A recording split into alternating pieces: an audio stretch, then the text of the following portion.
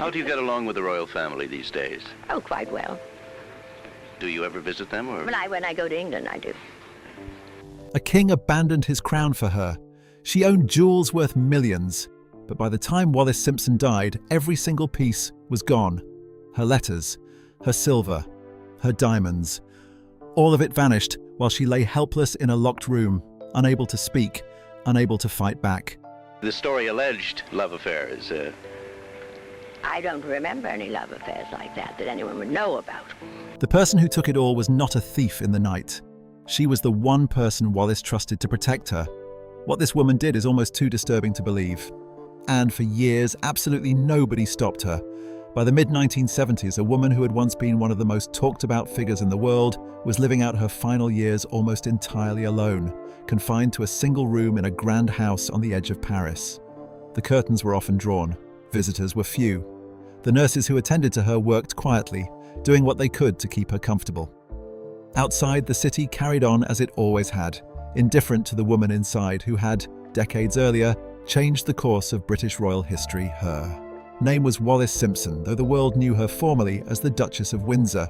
She was American by birth, twice divorced, and entirely unsuitable by the standards of the time to be the wife of a British king.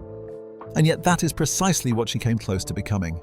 The man who loved her, King Edward VIII, chose her over the crown in 1936, stepping down from the throne in what became one of the most dramatic moments in modern royal history. The two married the following year and spent the decades that followed living a life of considerable luxury, moving between France and the United States, socializing with the wealthy and the well-connected, and largely existing on the margins of the royal family that Edward had left behind. But by the time the 1970s arrived, that life was already fading. Edward, by then the Duke of Windsor, was in poor health.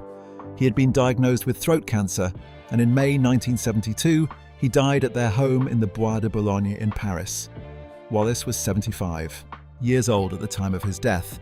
The two had been married for 35 years.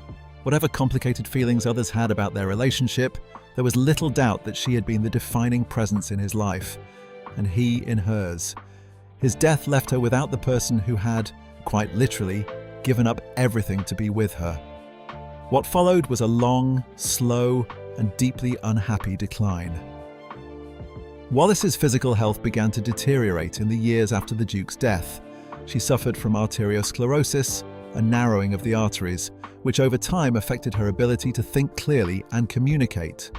There were periods of confusion during which she was said to have believed that Edward was still alive. In her more lucid moments, she was reported to have been deeply distressed by what had happened to her life. The woman who had once been photographed at lavish parties, dressed in the finest clothes and covered in jewels, was now largely bedridden, rarely leaving her room, and increasingly cut off from the people who had once been part of her world. The house itself, a large and elegant property in the Bois de Boulogne, had been made available to the couple by the French government at a very reasonable rent, a gesture of goodwill that continued after Edward's death and allowed Wallis to remain in surroundings that were at least familiar to her. The French authorities also deferred death duties following the Duke's passing, which helped ease what would otherwise have been a difficult financial situation.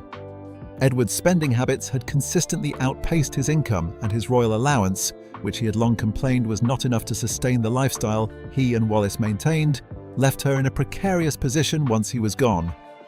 The arrangements made by the French government gave her a degree of stability, but they could not compensate for the profound loneliness that had settled over her life. Into this situation came Suzanne Blum, a French lawyer who had worked with the couple in a professional capacity for a number of years. As Wallis's health declined and her ability to manage her own affairs diminished, Blum's role expanded significantly. What had begun as a straightforward legal relationship gradually became something far more controlling. According to historian Hugo Vickers, who researched the Duchess's final years extensively for his 2011 book on the subject, Blum systematically dismantled the network of people around Wallis, replacing them with individuals more loyal to herself. Long-serving staff members, including the Duchess's chef, her chauffeur, her hairdresser, and her English lawyer, were dismissed one by one. Friends who attempted to visit were turned away, usually with the explanation that the Duchess was too unwell to receive guests. Whether Wallis fully understood what was happening to her during this period is something that remains genuinely difficult to determine. Her mental state was fragile. Her physical condition made communication increasingly difficult. The people best placed to advocate for her were, by this point, no longer in the picture, and the person who had taken on formal legal authority over her affairs was the same person who stood to benefit most from the decisions being made. It is worth stepping back for a moment and considering who Wallis Simpson actually was before all of this, because the contrast between her earlier life and her final years is a significant part of what makes her story so striking. She was born Bessie Wallis Warfield in Pennsylvania in 1896, later going by Wallis, a name she felt suited her better. She was married twice before she met Edward, first to a US Navy pilot named Earl Winfield Spencer Jr., and then to a shipping executive called Ernest Simpson. By the time she entered Edward's social circle in the early 1930s, she was a well-dressed, sharp-witted, and socially ambitious woman who knew how to hold a room. What Edward saw in her was, and remains, a subject of considerable debate. She was not conventionally beautiful by the standards of the era. She was not aristocratic. She had no obvious qualifications for the role of royal companion. And yet the Prince of Wales, who would become King Edward VIII upon his father's death in January 1936, was utterly devoted to her. His feelings for her appear to have been genuine and absolute, which made the crisis that followed all the more difficult to contain. When the British government, led by Prime Minister Stanley Baldwin, made it clear that Edward could not remain king if he intended to marry a twice-divorced woman, he did not hesitate for long. On December 11th, 1936, he abdicated, giving up the throne after a reign of less than a year. The speech he delivered that evening, broadcast on the radio, in which he explained that he found it impossible to carry out his duties without the support of the woman he loved, was heard by millions of people around the world. For many, it was one of the most romantic things they had ever witnessed. For the royal family, it was a catastrophe. The abdication forced Edward's younger brother Albert into a role he had never wanted and had not been prepared for. He became King George VI, a man who struggled with a stammer and who carried the weight of responsibility that had been dropped in his lap by his older brother. His wife Elizabeth, who would later become known as the Queen Mother, never forgave Wallis for what had happened. The bitterness ran deep and lasted for decades, shaping the royal family's attitude toward the Duchess in ways that would become apparent even at the very end of her life. Wallis Simpson died on April 24th, 1986, at the age of 89. By then, she had been largely confined to her room for years, her world reduced to the space between four walls, attended by nurses who did their best to care for her, and overshadowed by the controlling presence of the woman who had taken charge of her affairs. It was a quiet and somewhat bleak end to a life that had, at one point, sat at the very center of world attention. The woman who had once stood close enough to touch a crown died alone in a city that was not her own, far removed from the drama and glamour that had once defined her name. When Edward VIII stepped down from the throne in December 1936, the shockwaves that followed did not fade quickly. The abdication was not simply a personal decision made by one man in extraordinary circumstances. It was an event that exposed deep fault lines within the royal family, destabilized the monarchy at a moment when stability mattered enormously, and set in motion a series of consequences that would play out over the course of decades. At the center of it all was Wallis Simpson, the woman the king had chosen, and the woman who would spend much of the rest of her life dealing with the fallout from that choice. The relationship between Wallis and the royal family was never going to be straightforward. From the moment Edward's intentions became clear, the family found itself in an impossible position. There was no way to accommodate what Edward wanted without compromising the institution they all represented. The monarchy was bound up with the Church of England, and the Church of England did not recognize divorce. For the king to marry a woman who had two living ex-husbands was not simply unconventional. It was, in the eyes of many, fundamentally incompatible with the role he was supposed to fulfill. When Edward made his choice, the family did not simply lose a king. They gained someone they had never asked for, never accepted, and in several cases, never forgave. George VI, Edward's brother, found himself thrust into a position of enormous responsibility almost overnight. He had not been raised or trained with the expectation that he would one day sit on the throne. His older brother had always been the one groomed for that role, and the transition was difficult in ways that went beyond the practical. George was a reserved and serious man who struggled publicly with a pronounced stammer. The pressure of suddenly becoming king, combined with the knowledge that the situation had been caused entirely by his brother's choices, created a strain that never entirely left him. He served as king through the Second World War and its aftermath, and died in 1952 at the age of 56, a relatively young man worn down by the demands of a role that had never been meant for him. His wife, Elizabeth, later known as the Queen Mother, carried her feelings about Wallis with considerably less restraint. She held the Duchess responsible for what had happened to her husband and to the family as a whole, and she made little effort to conceal this view. The animosity between the two women was well known and long-lasting. Wallis, for her part, was not without her own sharp edges. She reportedly referred to the Queen Mother as Cookie, a nickname that was understood to be a jab at her figure, and one that did nothing to smooth over relations between them. The two women maintained a mutual hostility that persisted right up until Wallis's death in 1986, and even beyond it, in the sense that the Queen Mother chose not to attend Wallis's burial, an absence that spoke volumes about the depth of feeling involved. For Edward and Wallis themselves, the years immediately following the abdication were defined by a kind of restless displacement. Edward had given up everything, and in doing so, had also given up his sense of purpose. He was no longer a king, and he was no longer fully part of the family he had grown up in. He and Wallis were given the titles of Duke and Duchess of Windsor, though the decision not to extend the style of Royal Highness to Wallis was a deliberate slight that Edward found deeply offensive and complained about for the rest of his life. They were, in effect, royal adjacents, close enough to the world they had come from to feel the distance, but not welcome, enough to close it. They settled largely in France, living in considerable comfort in a series of grand homes, entertaining frequently and moving through the upper levels of European and American society with apparent ease. Wallis had always been drawn to the finer things, and the life they built together gave her access to them. She was known for her impeccable taste in clothes and jewelry, her skill as a hostess, and her ability to hold a conversation with anyone.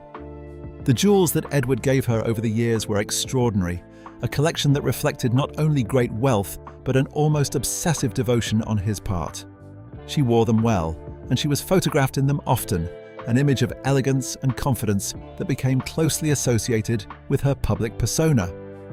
But the life they led was also, in certain respects, a life without roots. They did not have a permanent home in Britain. The royal family kept them at arm's length. Edward's attempts to find a meaningful role for himself came to very little. During the Second World War, he had served briefly as governor of the Bahamas, a posting that was widely understood to be a way of keeping him occupied and out of Europe at a time when his presence there might have caused complications. It was not exactly a prestigious assignment, and it did not lead to anything else.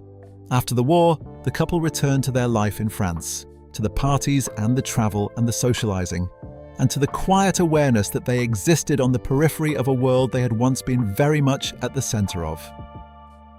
Edward's health declined in the early 1970s. He was diagnosed with throat cancer, and by the spring of 1972, it was clear that he did not have long to live. In May of that year, Queen Elizabeth II and Prince Philip visited him in Paris, a gesture that carried considerable significance given the complicated history between Edward and the family he had left behind. It was, by most accounts, an emotional meeting, and one that seemed to reflect a desire on the Queen's part to extend some measure of reconciliation in his final days. Edward died shortly afterward on May 28, 1972. He was 77 years old. Wallis flew to London for the funeral. She was in poor health herself and was described as being visibly frail during the visit. The Queen invited her to stay at Buckingham Palace during the trip, a gesture that was noted at the time as an act of generosity, given everything that had passed between their families over the years. It was a brief moment of warmth in what had otherwise been a cold and complicated relationship, and it offered at least some indication that the Queen was willing to look beyond history and treat the elderly widow with a degree of human decency. After the funeral, Wallis returned to France. She was 75 years old, her health was fragile, and the man who had been the organizing principle of her adult life was gone. The large house in the Bois de Boulogne, which they had shared, and which the French government continued to make available to her at a modest rent, now belonged to her alone. The rooms that had once been filled with guests and conversation fell quiet. The social life that had been so central to who she was began to contract. The people who had been drawn into their orbit over the years drifted away, as people tend to do when the circumstances that brought them together no longer exist. There were practical problems to deal with as well. Edward had never been particularly careful with money. His royal allowance, which he received from the British Crown, had always been a source of frustration to him, as he considered it inadequate for the life he felt entitled to lead. The couple had spent freely throughout their marriage, and while they were never without means, the financial situation Wallis found herself in after his death required some adjustment. The French government's decision to defer death duties on the estate helped considerably, as did the continued arrangement on the house in the Bois de Boulogne. These accommodations gave her a degree of security that might not otherwise have been available. It was against this backdrop, a woman in her mid-70s, recently widowed, increasingly unwell, and living in a country that was not her own, that Suzanne Blum began to play a more prominent role in her life. Blum was a well-regarded French lawyer who had worked with the couple on various legal matters over the years. She was sharp, well-connected, and clearly capable. As Wallis's ability to manage her own affairs diminished, the case for having someone in that role became more pressing. Blum stepped into the gap, initially in ways that appeared entirely reasonable, and then, according to those who observed the situation closely, in ways that were far less so. The transition from trusted legal advisor to something closer to a guardian, and eventually to something that critics described as a captor, did not happen all at once. It was a gradual process, one that took advantage of Wallis's vulnerability and the absence of people around her who might have raised the alarm sooner. By the time the full extent of Blum's control over the Duchess's life became apparent to the outside world, Wallis was in no position to speak for herself, and the people who might have spoken for her had, for the most part, already been removed from the picture. The Christmas period of 1972 was, by any measure, a difficult time for Wallis Simpson. She was 76 years old, recently widowed, and already showing signs of the physical decline that would define the remainder of her life. Then, sometime over the holiday period, she fell out of bed. It was the kind of accident that can happen to anyone of that age, and in isolation it might have been dealt with quickly and efficiently. Instead, appropriate medical treatment was delayed, and it was not until the new year that her injury was properly diagnosed. She had broken her hip. Surgery followed, and remarkably, given both her age and her general state of health, she recovered well enough to walk without assistance afterward. It was, in retrospect, one of the last moments in her life where things could reasonably be described as going in the right direction. While Wallis was in hospital, Suzanne Blum moved quickly. The Duchess's hospitalization had created an opening, and Blum used it. She approached Wallis with a specific concern, telling her that Godfrey Morley, the lawyer who had managed the Duke of Windsor's affairs for many years, had been acting with his own financial interests in mind rather than hers. Whether this allegation had any basis in fact was never established, but the effect it had was significant. Wallis, weakened and vulnerable, and far from the support network she had relied upon, accepted what she was being told. A letter was subsequently produced in which the Duchess appointed Blum as her sole legal representative, effectively removing Morley from the picture entirely and consolidating Blum's authority over her affairs. From that point on, the changes came steadily. Staff members who had worked for the Duchess and who might have been in a position to question what was happening began to disappear. The chef was let go, the chauffeur was dismissed. The hairdresser, who had been coming to the house regularly for years, stopped visiting. The English lawyer was gone. Each departure was explained away as a cost-cutting measure, or as a decision made in the Duchess's best interests, or as the natural result of her declining need for certain services. Friends who attempted to visit were turned away at the door, usually on the grounds that Wallis was too unwell to receive guests.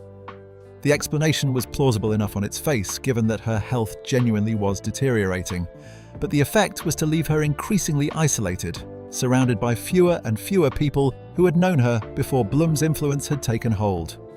Wallis's physical condition during this period was serious and worsening. She had been diagnosed with arteriosclerosis, a narrowing of the arteries that restricts blood flow and can have significant effects on both the body and the mind. As the condition progressed, she experienced periods of confusion that became more frequent and more pronounced. There were times when she appeared to believe that the Duke of Windsor was still alive, slipping back mentally into the period surrounding his abdication, as if it were still happening. For a woman whose life had been defined by its forward momentum, by the constant movement between countries and houses and social engagements, this retreat into a confused and fragmented past was a particularly painful kind of deterioration. In November 1975, when Wallis was approaching her 80th birthday, her health took another serious turn. She suffered a severe intestinal hemorrhage that left her significantly weaker than she had been before. The hemorrhage was a major medical event, the kind that takes a lasting toll on the body even when a person survives it. And for Wallis, it represented a point of no return. After this, she was largely bedridden. Her ability to communicate diminished sharply.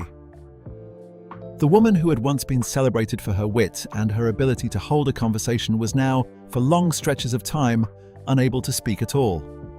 Blum's control over the Duchess's life deepened in proportion to her physical and mental decline. In January 1976, Blum announced that the Duchess had instructed her to sell a number of items from the household, including pieces of silver and porcelain that had been part of the couple's collection for many years. According to those who observed the situation, Wallis initially showed signs of resistance to these sales, as though some part of her understood what was happening, even if she lacked the capacity to stop it. The sales went ahead regardless. The items that were distributed during this period included jewelry and watches that went to a Swiss banker named Maurice Amiguet, as well as a gold box that went to her doctor. Blum herself received a number of valuable pieces, including a ring, September, with an oval amethyst and diamonds, and a Louis XV gold box. According to historian Hugo Vickers, the sales conducted in the early months of 1976 generated in the region of $400,000, with further sales continuing in the years that followed. The scale of what was happening became clearer over time, though the people best positioned to intervene were either unaware of the full picture or unable to gain access to the Duchess. In 1977, Sir Nicholas Henderson, who was serving as the British ambassador to Paris at the time, managed to visit Wallis and came away deeply troubled by what he saw. He noted that her hands were severely contorted and paralyzed, a visible sign of the physical deterioration that had taken hold. He also observed that the commanding and distinctive presence she had once possessed was entirely absent. She appeared, by his account, to find the simple act of being alive an overwhelming effort. The visit left a lasting impression on him, not least because of the contrast between the woman he encountered and the figure she had once been. Also in 1977, Blum took a step that went significantly beyond anything she had done before. In October of that year, she obtained total power of attorney over the Duchess's affairs. The manner in which this was secured was, according to those who investigated it later, deeply troubling. A clerk was used to obtain what was described as a verbal agreement from Wallis, who was by that point in a severely diminished state and in no condition to fully understand what she was consenting to. The power of attorney gave Blum comprehensive legal authority over the Duchess's financial and personal affairs, removing even the theoretical possibility that Wallis might be in a position to revoke or limit the control that had been exercised over her. By the spring of 1978, Wallis had lost the ability to speak entirely. She was dependent on others for even the most basic movements. The nurses who attended her during this period spoke later about the difficulty of witnessing what had become of her. One nurse described her pained and weakened state with evident sorrow, noting the stark distance between the woman they were caring for and the person she had once been celebrated as being. The care she received from the nursing staff appears to have been genuine and compassionate, which made the broader circumstances of her situation all the more difficult for those involved to absorb. Among the more distressing details to emerge from this period was the fate of Wallis's private correspondence. George, her butler, had at some point discovered a collection of love letters written between Wallis and the Duke during the period before their marriage. Wallis had apparently been clear about what she wanted done with them. She had instructed that they should be burned. Blum intervened, and the letters were not destroyed.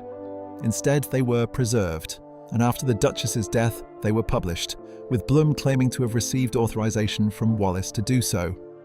Hugo Vickers, in his research into the Duchess's final years, raised serious doubts about the authenticity of this authorization. He noted that the permission document bore only initials rather than a full signature, and he suspected that the document may have been forged. There was also the matter of Wallis's dogs. She had kept a pair of pugs named Ginseng and Diamond, and they had been a genuine source of comfort to her during the long and lonely years following Edward's death. At some point during her decline, the dogs were taken away, with health concerns cited as the reason. Wallis never saw them again. For someone in her position, largely cut off from the people and the routines that had previously given her life, its shape and texture, the loss of her pets was not a minor thing. It was another thread removed from the already fraying fabric of her daily existence. The physical conditions in which she was living during her final years were described in terms that were difficult to reconcile with the image of the Duchess that most people carried in their minds. Her night nurse, a woman named Elvira Gozin, who stayed with Wallis until the very end, later described the situation as resembling a slum. The regular visits from her hairdresser had stopped. The high-quality skincare products she had always used were replaced with cheaper alternatives. Her bedclothes were in poor condition. The house that had once been maintained to a standard befitting a former royal consort had, at least in the room where Wallis spent her days and nights, fallen well short of that standard. Gozin was sufficiently disturbed by the Duchess's circumstances that she attempted to alert the Queen. The exact nature of her efforts to make contact and what happened when she tried was not widely documented, but the outcome was clear enough. The message, if it was ever sent, did not reach the monarch in a form that produced any kind of response or intervention.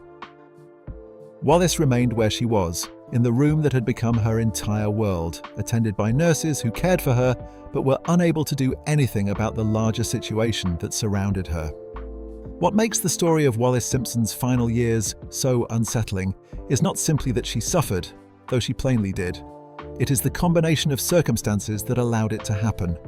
A woman in her late 70s and 80s, in poor physical and mental health, living in a foreign country, with her closest companions either dead or removed, was left in a position where the person with legal authority over her life stood to benefit directly from the decisions being made on her behalf.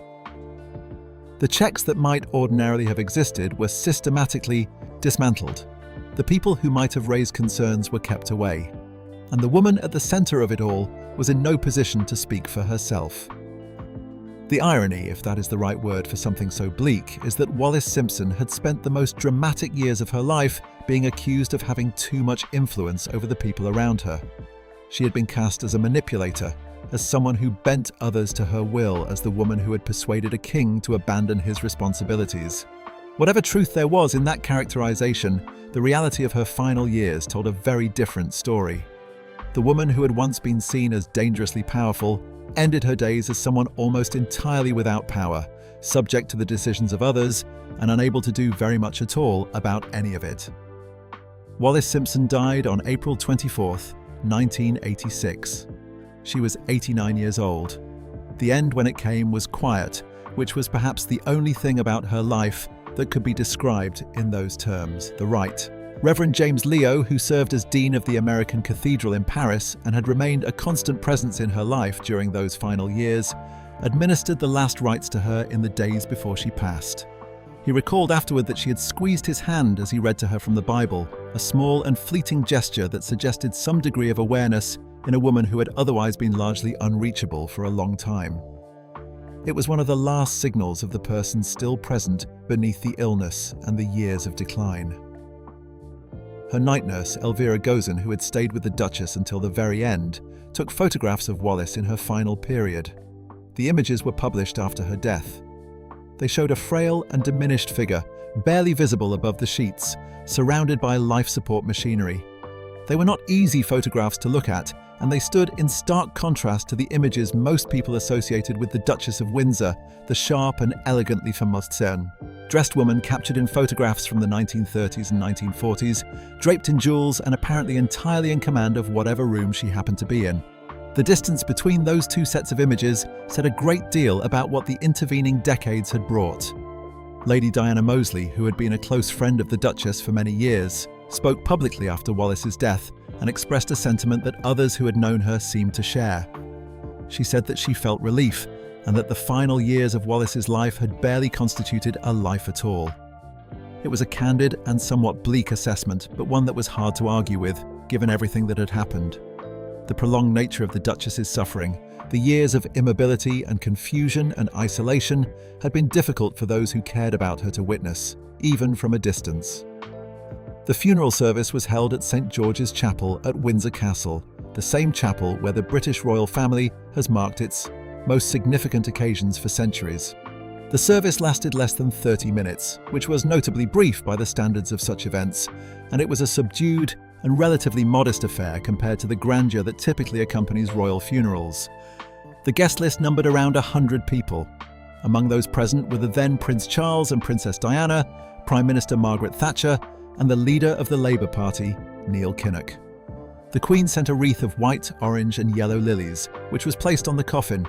Her name was not spoken aloud during the service, a detail that did not go unnoticed, and that felt to some observers like a final reflection of the complicated position she had always occupied in relation to the institution whose history she had so dramatically shaped.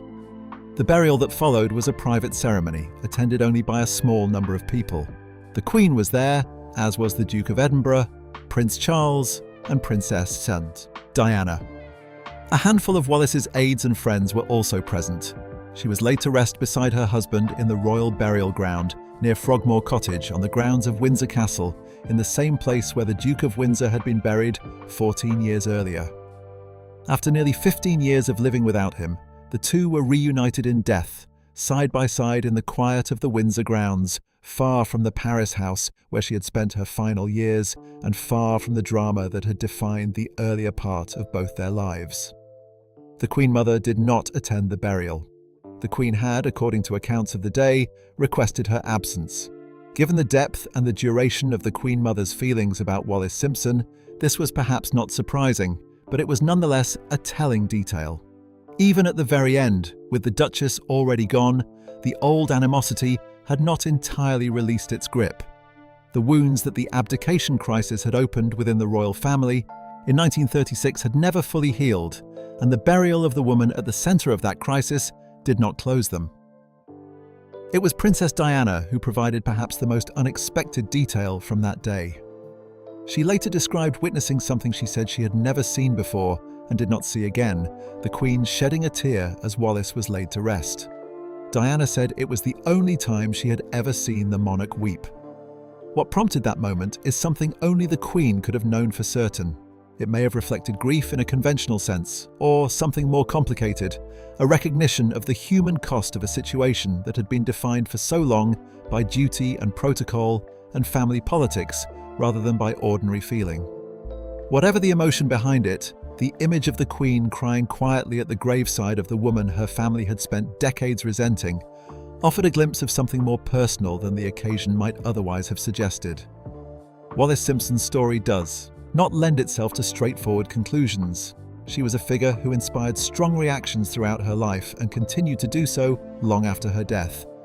Whether she was a calculating social climber who manipulated a vulnerable king, or a woman who found herself caught up in circumstances she had not entirely sought out, or something more complicated than either of those descriptions allows for, is a question that historians and biographers have debated at length without arriving at any kind of consensus. What is not in dispute is that her presence in Edward's life changed the course of British royal history, and that the consequences of the choices made in 1936 rippled outward for decades, affecting not just the two people at the centre of the story, but the entire institution of the monarchy and the family that held it together. She had lived a life of extraordinary contrast, from the heights of European high society to the isolation of a single room in a house in Paris. She had been desired, resented, celebrated and vilified, sometimes by the same people and often at the same time. She had outlived her husband by nearly 15 years, and the years she spent without him were not kind to her. The woman who was buried at Windsor in the spring of 1986 had endured a great deal more than most people knew, and considerably more than she deserved.